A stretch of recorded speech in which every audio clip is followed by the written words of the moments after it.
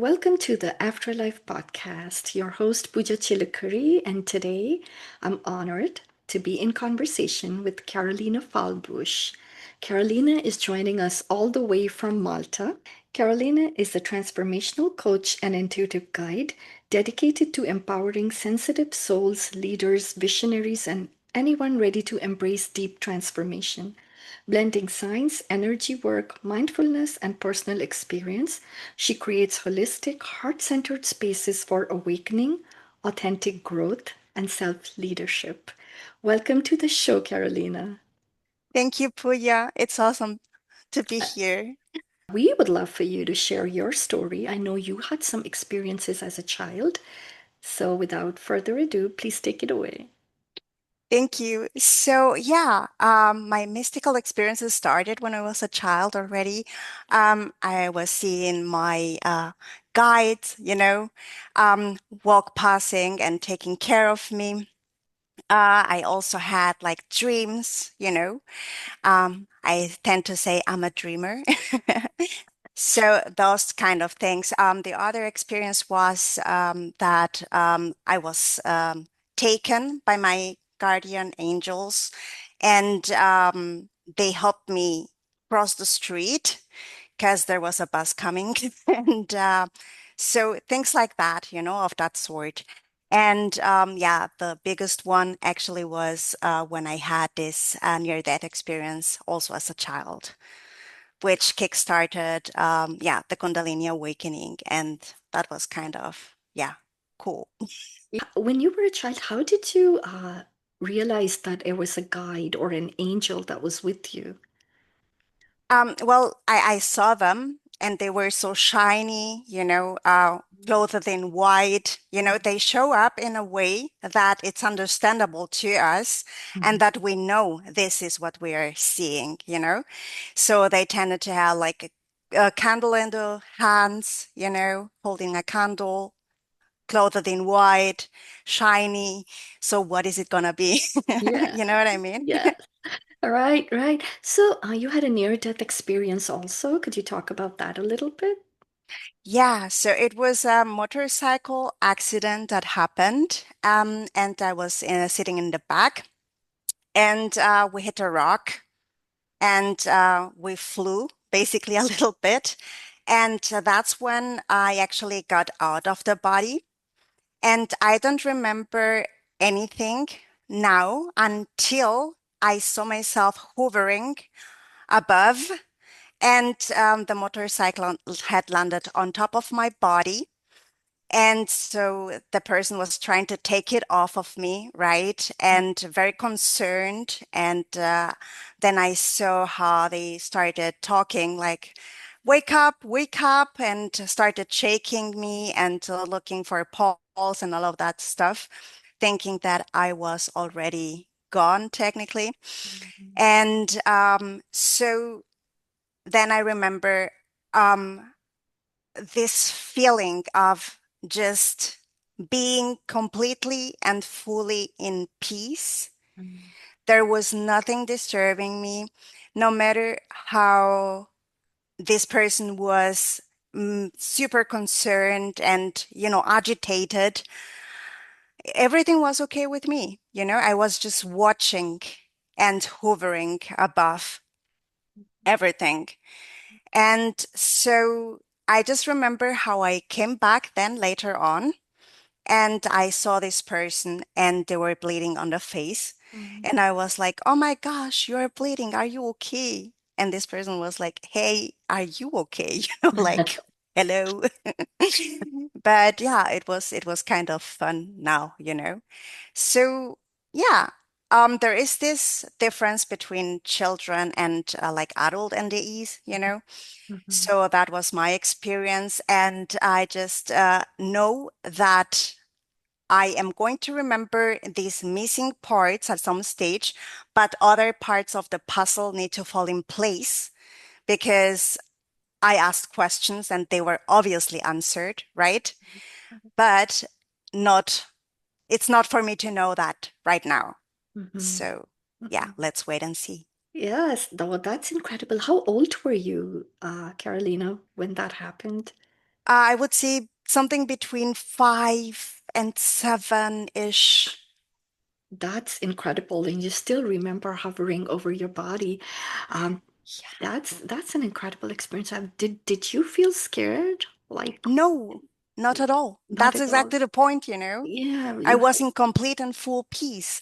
And this is like what I today call the observer mode, kind of Mhm. like zooming out and just hovering above and watching the show. Like when you're watching a TV series and you see that something's going on and you're completely detached. You're just in peace, having fun watching. The characters may be concerned or whatever it is. You're just watching, drinking, whatever it is that you're drinking, eating your flips or whatever, right? And having fun, Yeah. kind of like that. So you mentioned earlier that your Kundalini awakening, you believe it's connected to that NDE. Can you talk about that a little bit? Yeah, so that seems to be a typical thing that happens. Like you have an NDE and this life force energy starts to cook, kind of, right? So that's what happened with me. Then you start your awakening journey, and then people go on to have like the so-called dark night of the soul when you go on this deep discovery of yourself, of your subconscious mind, of who you truly are in the essence, in the core of you, right? Mm-hmm. So, and that happened with me basically throughout my life. I just didn't know that that was what was happening. I just thought that I just am having a bad time, kind of, Yeah, yeah, yeah. and that things don't make sense, kind of. Turns out that it made a lot of sense, the things that I was going through. Just the framing was not accurate. Mm-hmm. Mm-hmm. So there was not this knowing and guidance of this is a spiritual awakening. It's just happening a little bit earlier than for other people, usually. Yes, yes. Yes. And so we need to take care of this and that and look at the environment and look at whatever is happening and put it into a spiritual frame, something like that. It was just chaotic. Mm-hmm. So, I can imagine, Carolina, when you have experiences, and especially as a child, we don't have all of the knowledge and information and the wherewithal to process it. So things are just happening to us, right? And we just don't understand why we feel different or view the world even differently. So I'm sure that made it hard for you as a teenager because I've heard a lot of other people share, because when you're walking around spiritually awakened, right? It's hard to have one foot in this reality and another one in a different reality. So, how are you yes. processing that? Like, how do you integrate that, all of that into your life experience? So, well, that's exactly the point. That was quite an act to get to that point. It was quite Yeah, a journey. yeah. And for the most part, it felt like I was living in a nightmare. Mhm, Yes. mhm, So it was kind of like in the environment I grew up in, it was very low vibrational, but books like Dr. Brian Weiss were flying mhm, around at home, the Tibetan Book of the Dead, this mhm, kind of stuff. It was very well part of the experience, but it was more something like that is completely out there and oh my gosh, and look at that and whatever, right? But it was not like, yes, this happens. It happens a lot. There are a lot of people out there who are experiencing this, and it's just part of the human experience. You know what I mean? mhm, It mhm, was more of like, oh my God, that's totally out there. Wow, So it was quite difficult for me to figure out how is it possible that all of those books and all this knowledge is flying around here, but it's like out there. But for me, it is not out there. Yes. mhm, And when I shared something, like for example, as a kid, also I had a download, and the download was like, um, something happened on Earth, and it's not the way it was supposed to be, because we were supposed to be friends with each other. Mm. And I came here to help with that. Yes. Mm. So it was kind of this kind of wording, because it was in the words of a child so that I would understand, right? Yes. So I came to a caregiver and I was like, oh my gosh, what happened? What did I come to do? And why are we not friends? Like, what's going on? And then, the reaction to that was like, to push me on how do you call a couch, right? Mhm. And to lecture me about how bad the world is and that I need to be harder than the word itself, because otherwise the world is going to crush me, you know what I mean? And things like that. So it was a polarity. It was total duality, you know what I mean? Yes. And that is like suffering, a lot of suffering. Yeah. And at the end of the day, the thing is like, this is a tool for us to wake up and to learn further, right? Mhm. So whenever we experience something that is adverse and polarizing, we know that here's a chance to learn something. Well, this is how I know about it right now, Mhm. like Mhm. fast forward, Mhm. everything is just information, everything is just energy.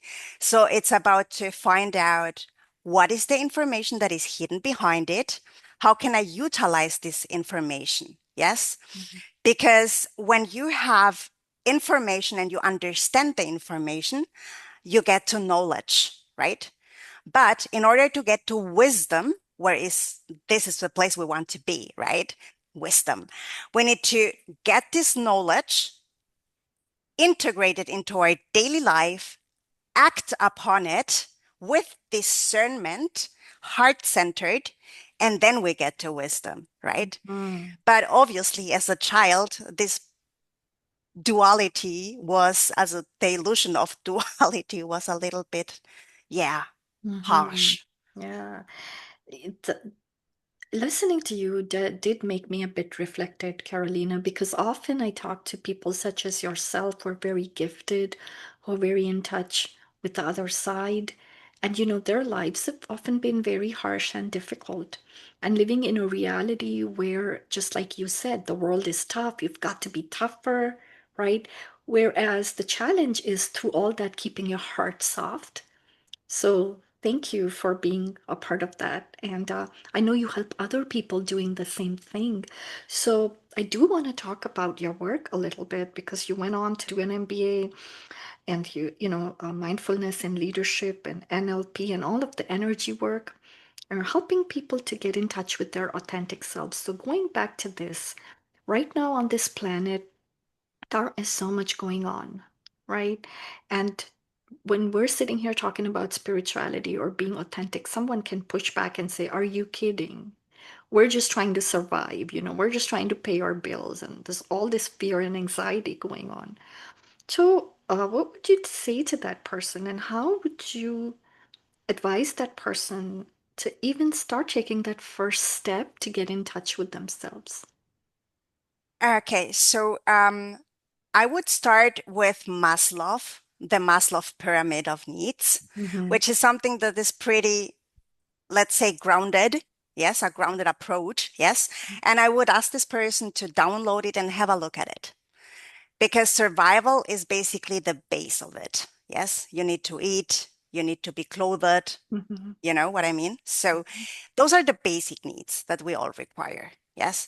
And somewhere up here on the letter, we can come to, yes, the want and need to be basically spiritually supported to develop yourself, right? Mm-hmm. So that is a pretty basic way to look at it. Yeah. So what I would also say on the other side is that you will still have to or need to pay your bills whenever you are awakened, enlightened, or whatever it is. You will still need to be clothed and you will still need to eat. That's not going to change. What is going to change is your vibrational frequency. And there I would refer to Dr. David Hawkins. And then I would also tell them to please download this chart. yes, the map of consciousness, and to have a look at it, right? So below you have the red rays, which are basically the 3D feelings that we have as human beings, right? And the lowest being shame. And at the top, 1,000, well, 700 until 1,000, we have enlightenment. Yes. So there you will have a framework where you can see what is the feeling, what is the worldview that you have, and more information, also numbers, right? Mm-hmm. So what will change is that you will raise your vibration. By raising your vibration, you do several things. One of them being that you start attracting higher vibrational things. Everybody has heard of the law of attraction. It's actually a hermetic law, the third one. Yes. And this is called the law of resonance, right? So whatever resonates, matches the frequency that you are holding, this is what you are going to attract. It's not about what you want to attract. Yes, you can focus on it. And yes, you can manifest a lot of stuff if you focus enough and put a lot of energy behind it. I have done it. It was not fulfilling. I can tell you as much, you know. But at the end of the day, if you do it in a heart-centered way, just by elevating your frequency, your vibrational frequency, you will automatically attract those things to yourself, Mm-hmm. right? So combining those, what I can say is that by you raising your vibrational frequency, that doesn't mean that you will never experience a flat tire on your car. That doesn't mean that everybody is always going to be smiling at you and, ah, my gosh, you know what I mean? Like, no, that's not how it works. The way it works is that you come into a place of self empowerment where you know that you are the creator of your reality, that it is you who is supposed to act upon your heart, what your heart is calling you to do. Yes, heart centered, Mm-hmm. instead of feeling like a victim and things are happening to me and why is the world so bad and I'm such a good person, whatever. Yeah.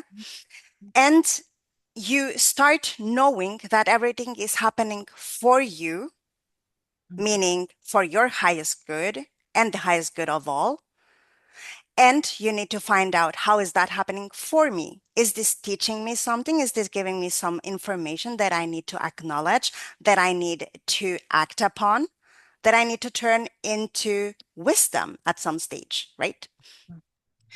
Things are happening as me, referring to the vibrational frequency that I am holding and the subconscious belief systems. You Mm-hmm. know, it can be that something is being mirrored to me.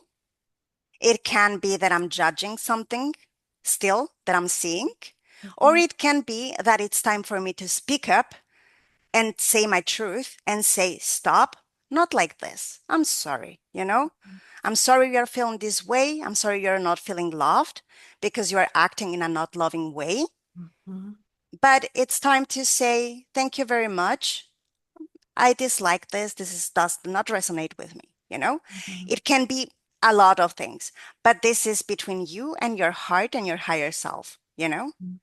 Mm-hmm. So this is what I would tell this person. It's about elevating your frequency, start attracting more of the things that are higher vibrational, get into this synchronicity kind of lifestyle Mm-hmm. where you are thinking something, you are walking down the street and you're thinking something, and then you see a car 777 and you're like, okie dokie, thank you very much. This is my higher self telling me, spot on, dear. That's exactly it. You got it, right? Yeah. Or when I'm meditating and then I just know something, you know, this Mm-hmm. clear cognizance kicks in and you're like, ah, okay, thank you very much, you know, and things like that, you know, which makes the journey softer. Thank you for saying that. As you were speaking, that's what came to me. Living from that space does make a difficult journey a little bit easier, right? Maybe a whole lot easier. So, so the question I have is, in your work, working with people, what do you see are some limiting beliefs or barriers to that, where we are struggling to get to that place and that space where we are vibrating with joy, gratitude, all of these higher vibrations? So, what, in your opinion, sometimes hinders us? Well, it's the subconscious mind, right? The belief systems. Mhm. And the biggest of those are I'm not worthy, I'm not good enough, I'm too much of something, too less of something Mhm. else. Yeah. And then you come into this place of not loving yourself unconditionally, right? Mhm. So those are the things that, in my opinion, are like everywhere, everybody I have talked to in my whole life has had something like this going on, you know? Mhm. Yeah, different levels and all of that. But yes, those are the core things that we need to acknowledge as the lies that they are, you Mhm. know? Mhm. So, and lies only need to be uncovered, understood, loved upon instead of pushed away, right? Yeah. Yeah. And then you can come into this wholeness and integration of those parts where they no longer need to sabotage you because you are aware of them. You know, they are no longer subconscious. They are now conscious belief systems. And whenever they kick in, if you are aware and present in the now moment, you will be able to catch it and you're like, oh, sweet part, you're back. Haven't seen you in a while. How have you been doing, dear friend, huh? And the part will answer. And then you can be like, yeah, you are seen, you are heard, you are acknowledged, and you are valid. Yes. So there was a time where you used to protect me, and I thank you for that. This is no longer necessary because my heart, my higher self, through my heart, is taking over, right? And now you can rest. Yes. So whenever you're ready, you can go rest or play. And if not, you can always sit, this is something that I love doing, with these parts. Just sit on it. This is how I call meditation, just sitting on it, breathing into the heart center and giving it love. And just be like, you are valid. I love you. I see you. Let's just be together here, you know? Mhm. Mhm. That's a great, great one. Thank you. Thank you so much. Yeah, unworthiness and the unconditional love that you talked about. I interview people with near-death experiences, and they all have this one thing in common where they leave their bodies and they feel like they're soaked in this unconditional love. You talked about that piece earlier. For us, while we're still in these bodies, to experience that kind of unconditional love, I think sometimes we get a glimpse of it. Are there any steps that we could take? We don't have to die to experience this, right? Are there any steps we could take to sort of connect with that unconditional love for ourselves? Yeah, well, there are many ways, and everyone will have their own way. It's just about figuring out what is your flavor, right? Hmm. So, for me, at this moment in time, what I love most to connect with this love is really the breathing into the heart center, like Hmm. quite literally, you know what I mean? So, and what I do is like, well, meditation, right? And it's like sometimes I breathe through my heart, through my nah, what's the name? Crown chakra. Yeah. Yes. So sometimes I breathe through my crown chakra. Also, I use my breath a lot, right? So I breathe in through the heart chakra and I visualize exactly how it is flowing, Hmm. into the heart center. Hmm. And sometimes I just do it from the heart chakra itself, Hmm. from the back, and I soak basically the love in from the back into the heart directly, right? So those are the methods that I use right now.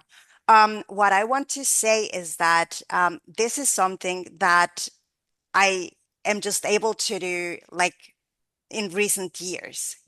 This was not the case before. When I was in a very low vibrational state of being, of vibration, yeah, I wasn't even able to meditate, to close my eyes, to sit even, Mhm. wasn't possible for me. Mhm. There was so much anxiety. So, what I did to start on that journey was, first I needed to come back fully into my body, right? Mhm. So how did I do that? And all of the things that I did, or most of it, was really intuition. What does feel right? What does feel cozy, amazing? What is fun for me, right? So I started with sports. I started lifting weights, you know. So this is how I started coming back into my body, because then you sense every muscle in your body, when it's tense and all of that. Yes. So you start coming back into your body, right? And then I started with muscle relaxation, Mhm. closing my eyes and doing the muscle relaxation. So, and then it was a development until it came to meditation, and later on, what I told you. Yes. So it's Yep. I got. an evolution. You Yes, gotta it enjoy is. the journey. It is a journey, and I know you're helping to use some modalities that you're trained in, like NLP and energy work. Can you speak about those a little bit, just to kind of I need to be educated on that. Like, what is it, and how do you use it to help someone transform? Okay, thank you. So it's neuro-linguistic programming, yes, and energy work. Well, it's just a broad spectrum, yeah.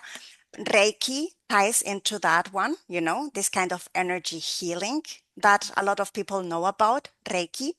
And then we have obviously the intuitional part, the part where I receive some messages, where I say something that is just meant for you know, and I just touch it. I touch the point that is itching inside of you. So I bind all of the things that I've done throughout my life. Yes, because it's been really decades of discovery. Um, with a lot of things, like, for example, the formal education that I had, the professional training, the mystical wisdom. Yes, I have found the points where they intersect. Yes, and I have put that together. Mhm. So basically, what I do is to teach you what helped me the most, right? And it's a bunch of stuff. And then we can also personalize it for you with the intuition and with us working together, right? So what I want to say, for example, in regards of neurolinguistic programming and energy work, is that, for example, they have this predispositions in neurolinguistic programming, which is basically the mindset that is, let's say, helpful to live a more fulfilled life, no matter if you are struggling a little bit in this survivor mode or wherever you are on your journey. Yes, you can start working on your mindset, right? So, and these predispositions can be used even as affirmations or mantras that you can say to yourself, right? To coach yourself as well. Yes. So, they have, like, for example, this one that is called the predisposition of everyone is doing the best they can at all times with the tools available to them, right? So it is about knowing that we are all giving our best. But Mhm. if we have no coping mechanisms in place, how are we going to be able to cope in a more loving way with, let's say, polarizing situations that may arise in the experience, right? So this is a very amazing one, right? And there are a lot of them, but what I did is to mix them also with the rest of the stuff, basically. So my predispositions start with, we are all fractals of the divine, of the all that is. Mhm. Therefore, we are worthy, we are love, we are divine and multidimensional, you know? Mhm. So there you can see already how I do it. And the other thing that I love about neurolinguistic programming is that you can also do a lot of parts integration with that and also work on habits, you know? Mhm. When you have a habit that you really know it's not healthy, it's not helping you don't know what to do with it. Well, neurolinguistic programming is a good tool to utilize. Thank So you. thanks for asking. That No, was thank you amazing. for sharing. I think it's really important what you're doing, Carolina. That's one of the reasons why I wanted to bring you on, because so many of us want to change. We want to shift, but it's really hard. And the older I feel like the older I get, it's harder and harder to change my subconscious programming. And so I really appreciate people like you doing this work, with the transformational coaching and using all the modalities that you've learned. So thank you. And I actually want to ask you another quick question about I see that your website is called New Earth Awakening. And I want to ask you about that name because one of my favorite books is from Eckhart Tolle, and he talks about the new earth. But I want you to share what led you to that name and how you feel about that. What are your thoughts on a new earth? Well, the name, it was really a journey to get to that name, you know, because I was having this brainstorming, as I call it, with my guides, with my higher self, with everybody. I was like, okay, ascended masters, angels, whoever wants to chip in, just come and tell me. And I was like, this is a co-creation, so I'm just not gonna take the first one that pops in, Mhm. you know? And then it was like this funny kind of let's just have a party naming the podcast, right? So I started seeing pictures, pictures started popping up, in my mind, right? Mhm. And there was this unicorn, and first it was white, and then it was multicolored, and then it was multicolored white and black, in one.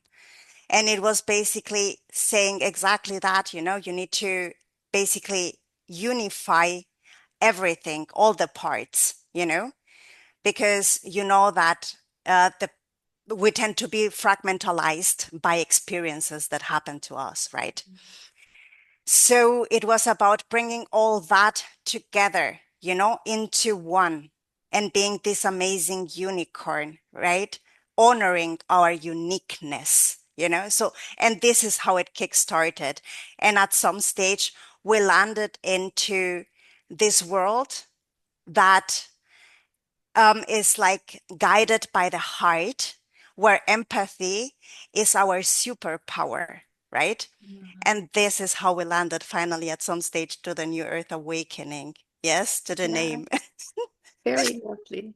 Yeah. So that's how it happened. So, yeah, basically, this is it. The New Earth is this heart led humanity, Mm. is this place where we know that we are unique Mhm. and we love diversity, you know, where we are no longer scared of what is different, where Mhm. we get curious and want to find out more about it and ask questions about it Mhm. and are fascinated by the uniqueness and the diversity that is here on Earth.